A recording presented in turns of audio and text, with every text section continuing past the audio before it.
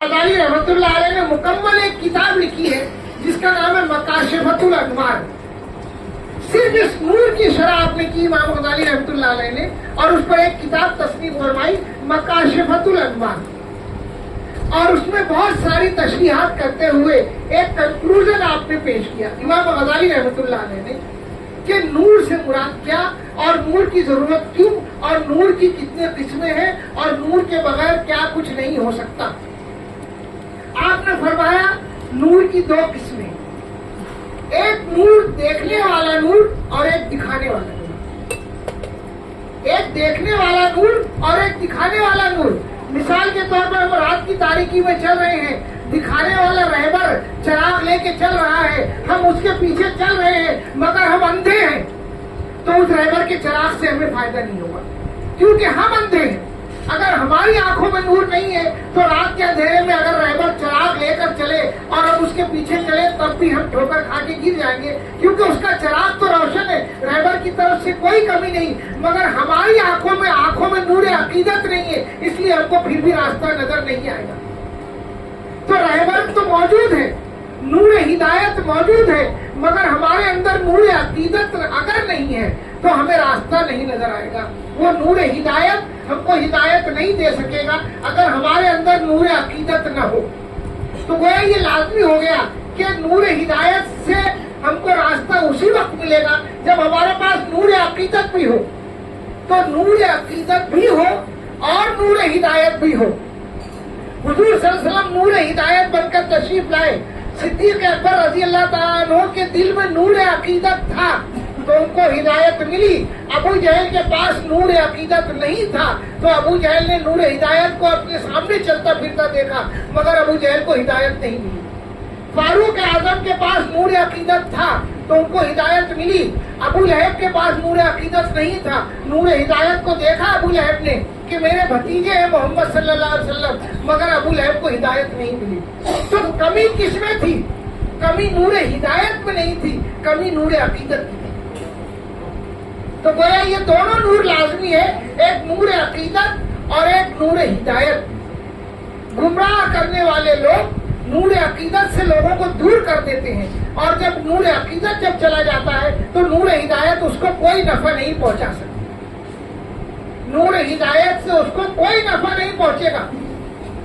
حضور صلی اللہ علیہ وسلم نور ہدایت ہے اور صحابہ میں نور عقیدت تھا۔ نور عقیدت سے صحابہ نے حضور کو دیکھا تو دیکھا کہ محمد ابن عبداللہ جو ہے رسول اللہ صلی اللہ علیہ وسلم، اور جس کے پاس نور عقیدت نہیں تھی اس نے صرف یہ کہا کہ یہ تو محمد ابن عبداللہ ہے۔ ابو جہل نے محمد ابن عبداللہ سمجھا، صدیق اکبر نے محمد رسول اللہ سمجھا۔ تو نور عقیدت نے یہ سمجھایا کہ حضور صلی اللہ علیہ وسلم محمد رسول اللہ ہے، نور عقیدت نے یہ سمجھایا کہ حضور صلی اللہ علیہ وسلم شب معراج میں اللہ کا دیدار کر کے آئے ہیں، نور عقیدت نے یہ سمجھایا کہ حضور صلی اللہ علیہ وسلم شافع محشر ہے، نور عقیدت نے یہ سمجھایا کہ حضور صلی اللہ علیہ وسلم ہمارے رہبر ہیں۔ تو گویا نور عقیدت اگر نہیں ہے تو نور ہدایت سے کوئی فیضیاب نہیں ہو سکتا۔ قیامت تک اللہ تعالیٰ نے نور ہدایت کا انتظام رکھا ہے۔ نور ہدایت حضور صلی اللہ علیہ وسلم کا نور قیامت تک رہے گا، اور روشن کتاب بھی قیامت تک رہے گی۔ اب کوئی پوچھے کہ حضور صلی اللہ علیہ وسلم تو پردہ فرما چکے، کتاب تو موجود ہے، قرآن پریس میں چھپ رہا ہے، قرآن جو حضور کے زمانے میں تھا وہ کتاب آج بھی ہے، لیکن نور رسول تو پردہ فرما چکے، مدینہ شریف میں آرام فرما ہے۔ معزز حضرین، حضور صلی اللہ علیہ وسلم کا جسم مبارک ضرور آرام فرما ہے، مگر آپ کا نور ہدایت ہر جگہ پھیلا ہوا ہے۔ آپ کے نور ہدایت سے صدیق اکبر رضی اللہ تعالیٰ عنہ روشن ہوئے، آپ کے نور ہدایت سے صحابہ کرام روشن ہوئے، مولا علی مشکل کشا روشن ہوئے، اسی نور کو لے کر اسی کا عکس امام علی مقام بنے، اسی نور سے آگے چل کر تمام صدیقین صالحین اور اولیاء کرام ہوئے، اور اسی نور کی روشنی سے روشن ہوئے غوث العظم دستگیر، اسی نور کی روشنی کا عکس سے حضور غریب نواز، اسی نور کا عکس سے خواجہ نظام الدین اولیاء رحمۃ اللہ علیہ، اور وہی نور ہے موجود مخدوم ماہمی میں، اور وہی نور موجود ہے ہمارے مرشد آقا و مولا کے ذات گرامی میں۔ تو معزز سامعین کرام، وہ نور کا سلسلہ جاری ہے، وہ نور قیامت تک رہے گا اور روشن کتاب بھی قیامت تک رہے گی۔ تو وہ ہستیاں وہ نورانی ہستیاں جنہوں نے حضور سے نورانی فیض پایا ہے، جنہوں نے حضور سے روحانی فیض پایا ہے، جنہوں نے حضور سے نور حاصل کیا ہے، اسی کے پاس روشنی ہے، اسی کے پاس روشنی ہے۔ اب اس کی مثال یوں سمجھیے کہ اگر کوئی نور سے روشن ہونا چاہے تو کیسے روشن ہو؟ اس کا طریقہ یہ ہے کہ چراغ جل رہا ہے، چراغ سے اگر روشن ہونا ہے تو اپنے آپ کو آئینہ بنا لو، اس آئینے میں بھی وہ روشن چراغ نظر آئے، پھر اس آئینے کے سامنے دوسرا آئینہ رکھ دو تو یہ روشن چراغ وہاں بھی پہنچ جائے گا، پھر اس آئینے کے سامنے تیسرا آئینہ رکھ دو تو یہ روشن چراغ وہاں بھی پہنچ جائے گا۔ وہ اس نور کے سامنے آئینہ بناؤ خود کو تو تمہارے اندر وہ روشنی آ جائے گی۔ جب انسان آئینہ بنائے گا خود کو تب اس کے قلب کے آئینے میں نور رسول نظر آئے گا۔ حضرت خواجہ بندنواز رحمۃ اللہ علیہ فرماتے ہیں تم اللہ کو دیکھنے کی طلب رکھتے ہو لیکن تمہارے قلب میں جب تک نور رسول نہیں آئے گا تب تک تم اللہ کو دیکھ نہیں سکتے۔ طلب ہر ایک کو ہے کہ میں اللہ کو دیکھوں، مگر تمہارے پاس دیکھنے والا نور نہیں ہے۔ ہمارے دل میں ہماری دل کی آنکھیں جو ہے وہ روشن نہیں ہوئی ہے تو ہمیں کیسے نظر آئے گا؟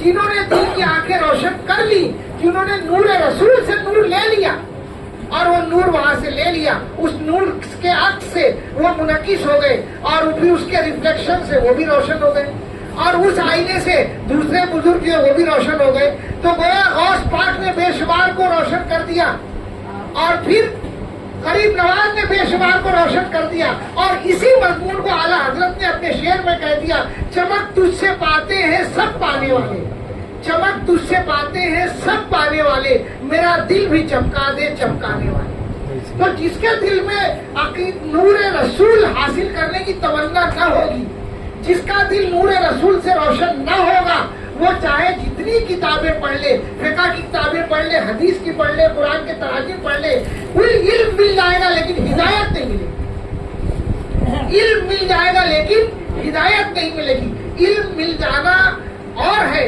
ہدایت مل جانا اور ہے۔ ہدایت تو نور سے ملتی ہے، پڑھنے سے علم ملتا ہے۔ کبھی اکبر الہ آبادی نے فرمایا نہ کتابوں سے نہ کالج کے ہے در سے پیدا، دین ہوتا ہے بزرگوں کی نظر سے پیدا، کیونکہ وہ اپنی نظر سے طالب کے دل میں نور داخل کر دیتے ہیں، اور جب طالب کے دل میں نور داخل ہوتا ہے تو اس کا دل روشن ہو جاتا ہے۔ جب دل روشن ہو جاتا ہے تو اس کی سمجھ میں آنے لگتا ہے کہ نبی کا مقام کیا ہوتا ہے، ولی کا مقام کیا ہوتا ہے۔ بہت سے لوگ کہتے ہیں اولیاء اللہ کو میں نہیں مانتا، اس لیے کہتے ہیں کیونکہ ان کا دل سیاہ ہے، ان کا دل روشن نہیں ہے، تو ان کو اولیاء اللہ کا مقام نظر نہیں آتا۔ جن کا دل سیاہ ہے ان کو نبی کا مقام نظر نہیں آتا۔ امام غزالی رحمۃ اللہ علیہ نے اپنا ایک تجربہ بیان کیا، کہا کہ جب میں عبادت اور ریاضت کے دور سے گزرا اور جنگلوں میں برسوں عبادت کرتا رہا، اس کے بعد میرا دل روشن ہو گیا، اور جب میں اندر سے روشن ہو گیا تو اتنا روشن ہوا کہ مجھے میرے جسم میں خون میں دوڑنے والے جراثیم نظر آنے لگے۔ پھر میں اتنا روشن ہوا کہ مجھے انبیاء کرام کی روحیں نظر آنے لگی، میں اتنا روشن ہوا کہ مجھے آسمان سے اترتے ہوئے فرشتے نظر آنے لگے۔ تو روشنی اگر ہوگی تو سب کچھ نظر آئے گا۔ دل کے آئینے کو